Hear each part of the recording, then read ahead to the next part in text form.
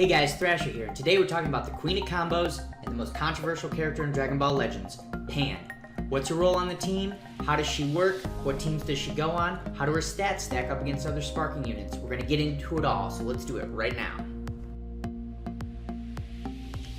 So what is Pan's role on the team? She is a support unit, she's a key battery, and she's what I like to call a setup unit. We'll get into that a little more here in a few minutes, but first thing we should probably do is look at her abilities and see how they work on the team and work for her as a unit.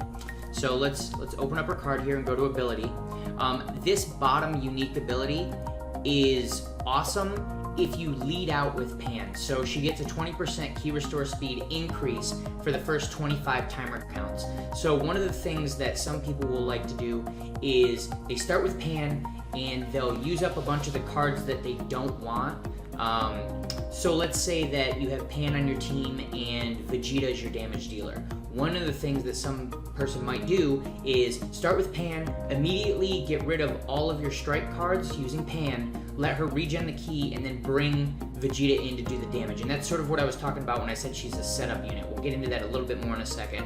But her Z ability is useless. There are no good female warrior characters in the game other than her, so that really doesn't help right now. This maybe will have more value in the future as we get more units. And then her main ability is the big one. So this reduces key restore speed for the enemy, allowing you to slow down the pace of their attack and sort of set up how you want the pacing of the match to work.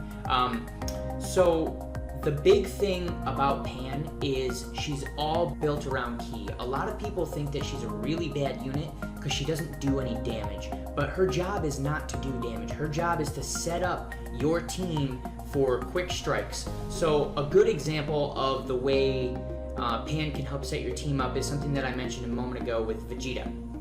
Let's say you have a team with Pan, Vegeta, and Piccolo, right? Vegeta is your damage dealer, Piccolo is your tank, and Pan is your setup unit. So what would happen is, let's say you're attacking with Vegeta, you've used up all your abilities, and you're about to take damage. So you drop Piccolo in there, and Piccolo will tank the damage for you, he'll heal your guys up. Now what you need to do is switch to Pan, and the key thing for Pan is she can create these extremely long combos that allow your substitution count to go back to 0, so you can substitute your Vegeta and your Piccolo back in whenever you're ready, and she can chew up all of your cards that are low value based on what your team is. So if you have Vegeta, your low value cards are your strike cards because Vegeta doesn't do any strike damage. If instead of Vegeta on your team you had, say, Pikkon or some other melee unit, that would mean that your blast cards are low value cards. So her job is to chew up all those low value cards, and using the forward dash into arts card, forward dash into arts card mechanic, she can restore ki while she's chewing those cards up for you and getting you new cards that have higher value.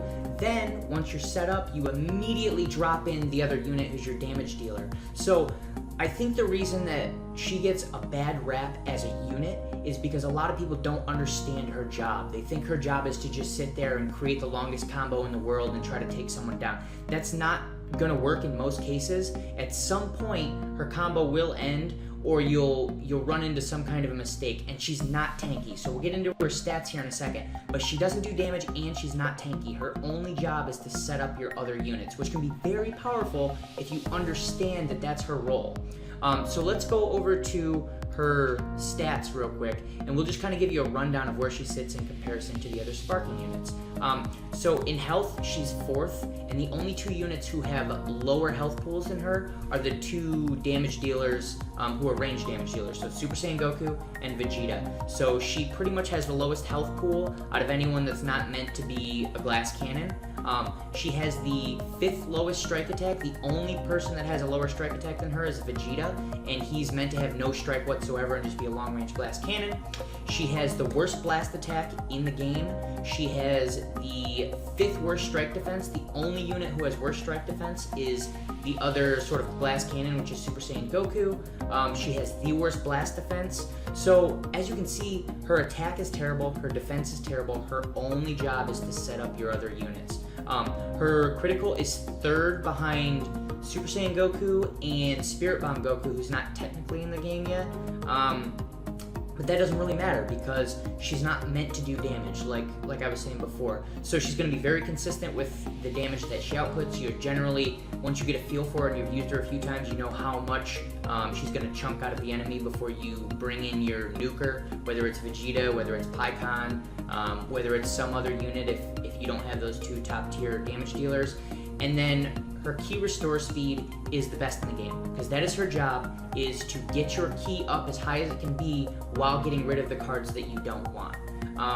So that's pretty much how she works. So like I was saying before, the best team in my opinion for Pan is Piccolo as your tank, and then one of the top tier damage dealers, which in my opinion would either be Vegeta or Pikkon, and if you don't have either of those, Super Saiyan Goku.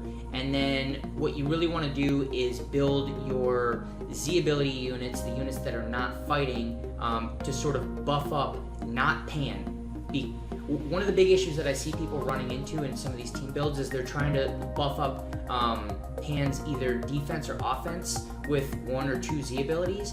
It's not going to help you. It's not going to tip the scales in favor of you during a battle. So you're much better off increasing the damage of your damage dealer, who you're going to set up to have this huge combo nuke while you're getting rid of the cards you don't want with Pan.